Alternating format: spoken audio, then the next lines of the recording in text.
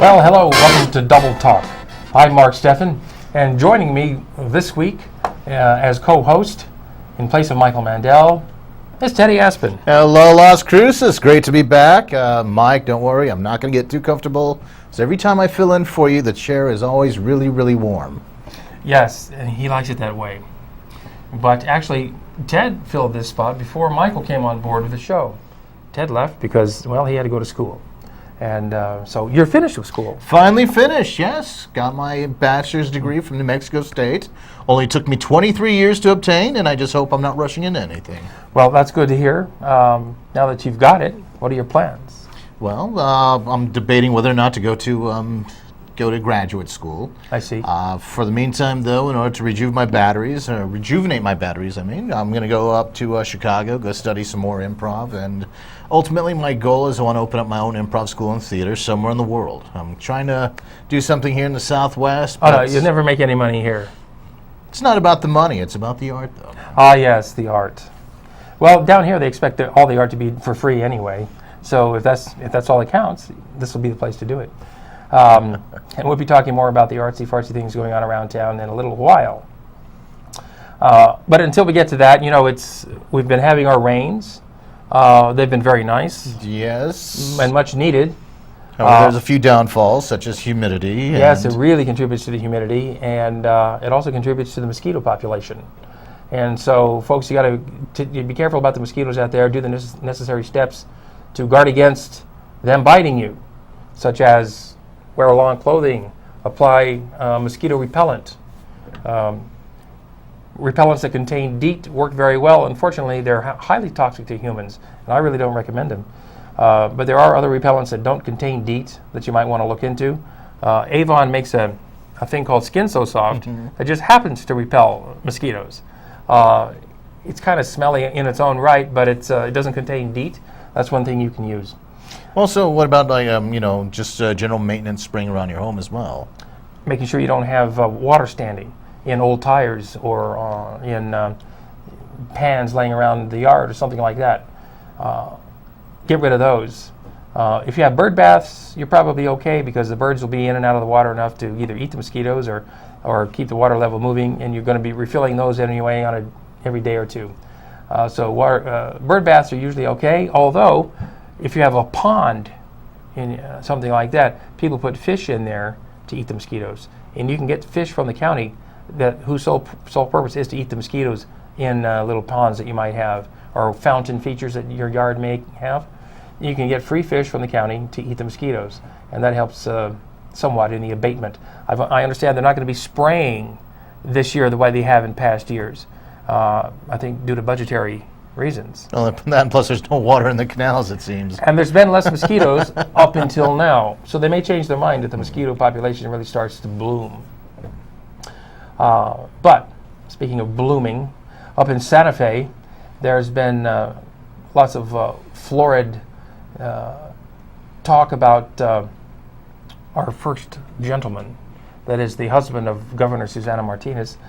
He took a hunting trip out of state on the taxpayer dole, and we had to pay for his trip out of state, his flight, his accommodations, not just for him but for the kids and for his security team. And people are saying, well, why should we pay for that? And where's the accounting about it? Because the governor was not forthcoming with how much that trip cost the taxpayers. And so we need more transparency in things like this, especially if they're of a questionable nature, as this one appears to be. Well, I'm also noticing, too, there's a nasty trend that's been going on over the last years about just politics in general here in the state of New Mexico and the law, and it's no longer about we the people anymore. Everything has just gone so screwy that it's all about, the politicians getting more money and power, and and the people that are able to put them in their pockets by signing a check. Right. I don't know where they get this sense of entitlement all of a sudden, that it's all about them. No, they are all about us, but they seem to have forgotten that point. So that's why we have to be vigilant as voters and constituents. It's not even that, it doesn't even stop there. It also extends over to banks as well. I mean, my father passed away, unfortunately, in 2010. Apparently, according to mortgage companies, I'm not going to mention any names, Bank of America, but there's a dilemma of apparently people in these places don't die or they haven't heard of people passing away and things being left over to the next of kin. And I swear, if you ever deal with I'm just going to flat out say it, Bank of America, I swear to God, trying to get things situated with probate so I can just even take over payments and all that stuff has been a sheer hell. I'm willing to go on, I'm going to put this on record and say the Nazis treated the Jews better in concentration camps than Bank of America treated me in trying to handle my father's estate. I'm not surprised to hear that. No, it is worthless. It seems like they fight with you to keep their money and to gain your assets. Yes, and it's to not, build up but their it's not empire. their money, it's your money. Exactly. It's hell. And then if you ever do probate in the state, it's so screwy that you can't even. Oh, I'm sorry. I'll try to wrap this up so we move along. But it's so screwy that now they make you want to have to get an attorney and pay thousands of dollars just to sign over everything that's been in a will to go to the next of kin. Right. I know exactly what you're going through. And part of it is the state of New Mexico, and a part of it is the sense of entitlement that banks have. And we remember from the financial collapse when nobody on Wall Street and in the banks went to jail for any of that, which almost caused the downfall of this nation. I'm still waiting for somebody to actually go to jail for all their shenanigans. No, I'm going to go to jail. They'll probably be for something stupid like not paying a speeding ticket or something, So anyway, now here's something else going on that's related to the government. Well, there's roadkill, but that's got nothing to do with anything. Well, no, it's not roadkill. I'm sure that's from the hunting trip. Yeah. Oh, yeah, that's what he's back on his hunting I'm trip. sorry, I took us off trail when we were talking about Chuck Franco. I guess again because I guess you do get a little certain perks for being the husband of the governor. Yeah, of course you do. Yes, as we well know, and of course you there's even more perks by being the governor. So anyway, there's the lovely couple now, and so anyway, this has nothing to do with Santa Fe. What I'm about to talk about, but that is mail delivery. The United States Postal Service is on the brink of stopping Saturday mail delivery. It won't be long before we won't be getting our mail on Saturday. There was a time when mail was delivered twice a day. Some people out there might be old enough to remember that. Back in the days when newspapers put out more than one edition a day as well. So people had better start getting used to no mail on Saturdays. Could happen by next year. I kind of like Saturday mail delivery. Why not? We've always had it. If the post office is going broke, maybe it's, I don't know if it's through bad business or just the fact that people don't use the mail as much as they used to thanks to email and UPS and Federal Express and those kinds of things. So the post office has been losing billions, and I guess they hope to save some of that money by stopping Saturday mail delivery. I don't know. What do you think? Should we have it? Should we not have it? Let us know what you think. Email us at lcc98.com. And our email address will be put up on the screen soon, I'm sure. Right there. There it is. Email us at doubletalk@lcc98.com. Let us know what you think about mail deliveries on Saturday being stopped. Okay. Now, another thing that's going on here that's somewhat government related because it deals with funding from the taxpayers, and that is the Animal Service Center of the Mesilla Valley. That's where that's the Humane Society Animal Shelter. We have a picture of that there now. And they were named the 10th in the nation for all the work that they do. This animal shelter here has more animals per capita than most places around the country for some reason. A lot of it has to do, I think, with so many people abandon their pets. It seems to be rampant here. It's a lack of respect for other species, for other critters, I think. I see a lot of disrespect to animals going on around here. A lot of abuse, A lot of too. abuse. As a matter of fact, my family and I have adopted a pet that unfortunately was abused. I believe that she probably has gone deaf from her eardrums being burst, and also she had a broken jaw, which led to an infection in her jaw. Recently had to have all her teeth removed, and now that she's in a loving home, I swear to God, just cutest little dog in the world. Now anyone could, raise a hand to it. It's just completely baffling to me. Right. Well, people who abuse animals are really, it's a mental problem that they have, and I guess they don't have what it takes to abuse a person, so they take it out on an animal, which is a sad state of affairs and a different topic altogether. But so kudos to the Animal Service Center of the Mesilla Valley and there's Beth Fesco-Mock, who runs the place. She's a veterinarian, and she's been doing quite a good job. She used to have her very own show right here on Channel 98, and she took advantage of the opportunity to have a show here to get the word out on the animal shelter and the welfare of pets in general. So congratulations to her and the animal shelter. If you want a dog or a cat or other kinds of pets that they have up there as well, go up there, adopt one. They'll make the best kind of pets because they're so grateful. And otherwise, they're going to be killed. There's no getting around it. They kill, I don't know how many a day, but 50,000 or 5,000 a year are put to sleep up there at the animal shelter. That's quite a lot of animals. Think of a mound of 5,000 pets in the animal landfill, in the dead animal pit. So go up there and save one or two. Yeah, and also to quote Bob Barker, like he used to always say at the end of every show, Price is Right. You know, have your animal, control the pet population, have your animals spayed or neutered. Exactly right. You can also get them chipped. Of course, they have to have their rabies shots. And when you pick an animal up there, it's had all that done. So they're good to go. Now, also today, until 1 o'clock downtown at the Albert Johnson Park there, right next to the library, Brannigan Library, they're doing a thing on, it's called Dogs Deserve Better. They're calling it a chain off. Kind of telling you how not to keep your dog living its entire life chained up in the backyard. There's many a dog that live their whole lives attached to a chain, and that's really no way to raise an animal. They become aggressive that way, and you know, if you love your pet, you wouldn't do that. Yeah, you can chain a dog up for certain reasons, but if you do, it needs to have shade, it needs to have shelter from the wind and from the rain. It needs to have plenty of water. Especially in this heat. I mean. Yes, and many of the time a dog will step on his water dish and knock it over. Now it has no water, and if you're not coming home for 8 hours, and that dog's out in the heat, you are abusing that animal severely. And if I see you doing it, I'll have you charged with animal abuse.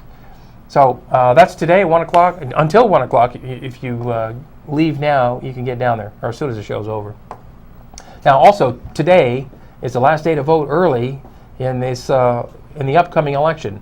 Now, the election itself, election day, is quite a ways off, but early voting has been going on now for a couple of weeks. Today's the last day for early voting, and what we're voting on are bond issues. Mm-hmm. Three new bonds, which are replacing 3 bonds that have just retired. So tax money is not going to go up to support these bonds. It will remain the same. The only tax that is being voted on is a 25-cent tax for every $100 spent. So you buy something for $100, you're going to be taxed an extra 25 cents. And what that money goes toward is operation of the new 911 call center, if and when that gets built. It'll also go toward the mental health center, if and when that gets built, and also go toward the county ambulance service subsidy. Which is built, and that's something that, I don't know, I'm almost kind of pretty much for. I mean, the ambulance service is just one of those kind of things that you don't really think of how important they are until you actually need them. Exactly. And having been an ambulance driver myself for a couple of years, I know how important these subsidies can be because the ambulances pick up anybody, whether they have the money to pay for the ride or not. And around here, they pick up a lot of indigent people who have no money to pay for the ride. And sometimes the care that they get with the ambulance company can, if they had the money to pay for it, could cost thousands of dollars, especially if they had to have a helicopter ride or a long-distance transfer to another city. And so we'll be talking more about these, whether or not we're in favor of them or not, after we take this short break. Welcome to La Buena Vida Women's Club, located away from the crowds but close to home. Come in throughout the day for Jazzercise, the world's dance fitness leader for nearly 40 years. Treat yourself to a relaxing massage, or unwind in the lounge area or outside on the balcony with friends. La Buena Vida Women's Club, located and designed with women in mind. For information, call Diane at 650-9721. Hey, you, come here. Do you want to know the news? The Lost Cruises channel is now on 7 days a week, so keep it right here.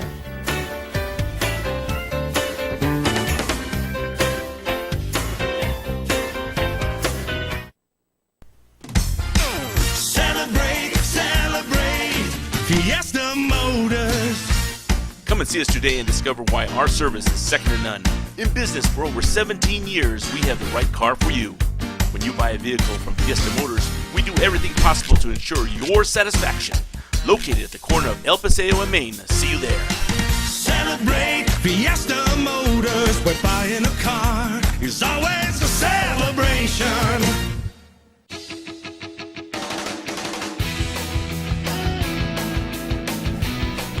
And we're back right here on Channel 98's Double Talk. Yeah, thank you for spending your Saturday with us here on the Las Cruces channel, Channel 98. Now, we were talking about the early voting, which ends today at 8 o'clock tonight. So you might as well, if you got the time to spare, go out and vote now. That way you won't have to stand in line come Election Day. Now, the things we're voting on are bond elections. Yes. Now, what do the bonds cover? These bonds, let's see, they want to spend $800,000 on a bond to renewal measure to pay for finishing a facility for animals being held as evidence in court cases. Which we have a lot of around here. People caught with abusing animals, horses, dogs, cats, livestock of all kinds. Those animals have to be held as evidence when the people come up for trial. They have to be held someplace, and the animal shelter's not equipped to hold livestock, and they're already too full with animals, dogs and cats as it is. So we do need a separate facility for these kinds of animals. Now, what else? Well, and we already talked about this one. $6 million is going to be used to help pay for the new 911 call center. Right. And then another $1 million bond is up for vote to pay for some improvements out at the Southern New Mexico State Fairgrounds. Okay, they need that there. And also the mental health facility, which they haven't built yet. They need money for that. And then, of course, the 25-cent tax. Yeah, the 25-cent tax is going to go on the 911 call center operation. That's once we've built it to help it keep running. The crisis triage center operation. Yeah, that's the mental health place. And for the ambulance and EMT services here in Doña Ana County. Right. So the bonds, like I said, they're not costing us anything because they're just simply replacing bonds that have retired. So I'm personally in favor of those bonds. And I will vote yes for those bonds. Now the tax increase, I'm torn because I'm in favor of the animal thing and the ambulance thing. But when it comes to the 911 call center, I'm not in favor of them buying land and building from the ground up a new call center, since we have empty facilities sitting around town that they could easily adapt, such as the old City Hall and the old Kmart on El Paseo. These places are sitting empty. They could easily be retrofitted for the 911 call center. They're bigger than they need, so there's plenty of room for expansion. And we won't have to incur the cost of buying land and constructing a new building. That's why I'm against spending money on all of that. I would be in favor of the 911. I am in favor of a new 911 call center, but not a brand new one from the ground up. So that's why I'm torn. I want us to have one, because the one they have, even though they say they're at full capacity, if you look at a picture of it, there's hardly anyone there. There might be 4 stations manned. There's times that we've been in there, it has never seemed crowded because many of the stations have nobody sitting at them. But I realize if they did want to expand, they don't have the room there to do it at the outmoded place that they're using. So, that's one thing the voters have to consider when they go out and vote. And you have until 8 o'clock tonight to do it, or you can wait until the one day of the election coming up soon. Now, off to food and wine and drink. My favorite. And that's one of the favorite topics of this show, if you've ever watched. Would like to send out congratulations to the Sunset Grill out there, up there in the Sonoma Ranch area. Yes. It hugs the golf course there. It's basically the 19th hole of the golf course. And they won the Wine Spectator Award of Excellence. Wine Spectator is a magazine, and they're always looking for restaurants who know how to pair the food with the wine. And apparently that's something that the Sunset Grill does very well. The manager there said they love to pair the right kinds of affordable wines with their cuisine. And the food there is quite good, and they have a great wine selection there. And Wine Spectator magazine is one you don't often see on the newsstand, but I think if you go to Barnes & Noble, you'll see it there, and we have a picture of what it looks like. And so anyway, they're experts when it comes to cuisine paired with the proper wines. And I'm sure those of you that are wine aficionados probably already have a good subscription to this magazine. Of course. My downfall is, you might be a one guy, I'm totally a beer guy. Totally beer. Well, like, see, I'll go either way. And speaking of which, this very weekend we have the Tour de Beer going on right now. We're starting at noon out of the fairgrounds today and tomorrow. This is the second annual one. It's going to be much bigger than last year. Last year's was a big success. And so you're going to have basically craft beers and brew pubs from New Mexico and I guess West Texas showing their wares and giving out samples. And here's hopefully one thing they're going to have. That's not where they have the samples at. No, that's where you get rid of the samples. No. So people are going to be drinking a lot of beer and they'll have to do something with it. Okay, but no, my only complaint about this, and I'm sure the fairgrounds, I mean, I've been out there for many a time for the wine festivals, even though I complain I'm not a wine drinker, but, free samples. The dilemma is it's so far out of town that, even if you do have one too many, I know, granted, they have it during the day, and so you're not as likely to drink as much as you would at night. However, with beer, with it being so hot out there, they're easier to go down. Yes. And with it being that far out there, it's almost too hard to get a cab to come out there to pick you up and get you around. Exactly. Get you back home safely. Yes, we should be responsible and have a designated driver and watch how much we drink, but sometimes, some people just slip a little bit. Some people intentionally do it. Some people just, just one too many, don't realize till you stand up and, shouldn't have that last stout. Yes, don't be surprised if you see members of the law enforcement out there pulling people over coming from the Tour de Beer. So be careful with that. Yeah, just hope promoters and producers of this event might want to try looking for some place closer into town just for that purpose of trying to get people to and fro safely. Exactly. Now, it's going on tonight and tomorrow until 7 o'clock in the evening. And so I'm sure you could buy beer out there and take it home with you once you find a beer that you've sampled that you like. Now, you can get your tickets in advance. I guess it's too late to get them in advance now. They were $12. It's $15 at the gate. And that gives you, so many tokens for so many samples of beer. Maybe they only give out enough tokens for you to sample just enough beer so you don't get... They're only giving you small samples, so as I understand it. But you can.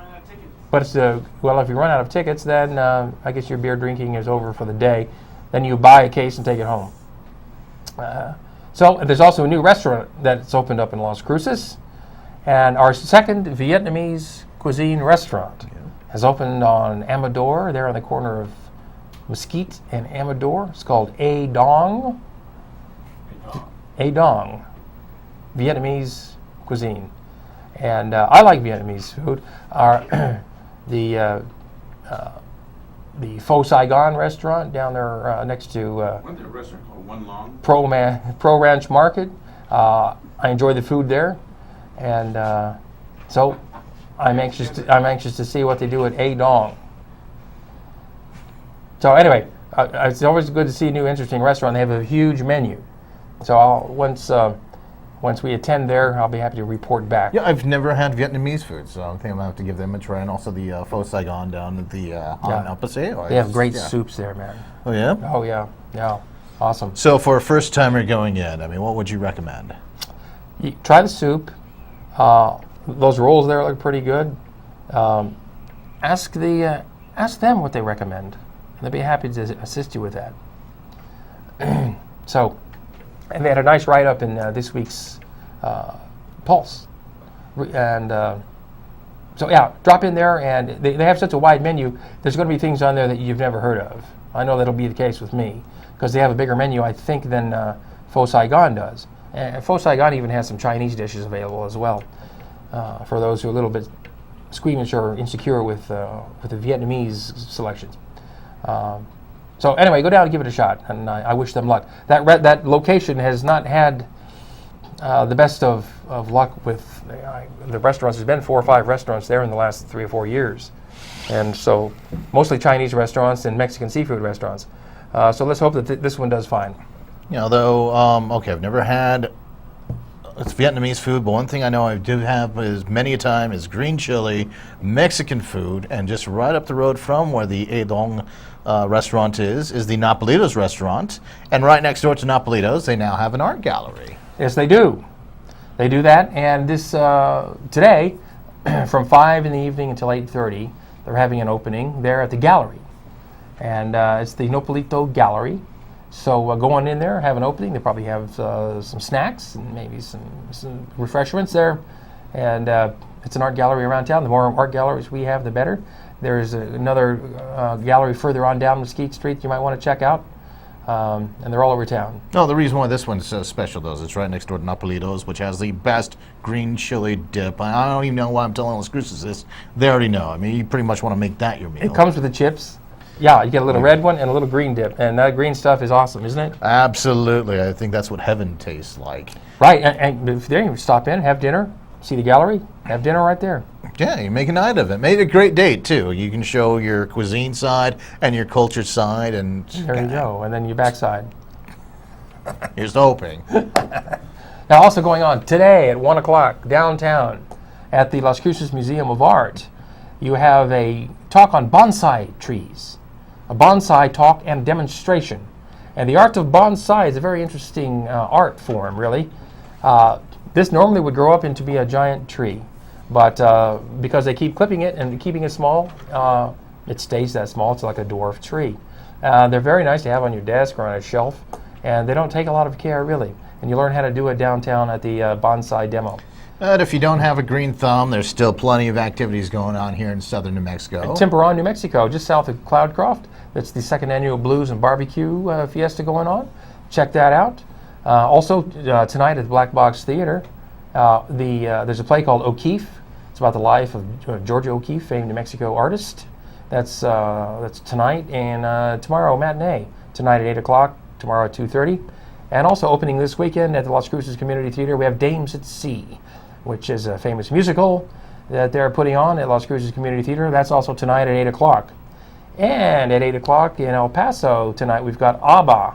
Well, not the band, unfortunately. No? No. No, we don't. But the near recreation from a group called Arrival from Sweden. They're doing all the great ABBA hits. They've got their moves down, and they got the hair down. And they're playing with the El Paso Symphony Orchestra. They are, so it's total orchestral, just like ABBA. And so there's plenty going on around Las Cruces. We're about out of time. Ted, thanks for joining me this week. Hey, it's been a pleasure to be back, and thank you for having us in your home. And join us next week right here on Double Talk.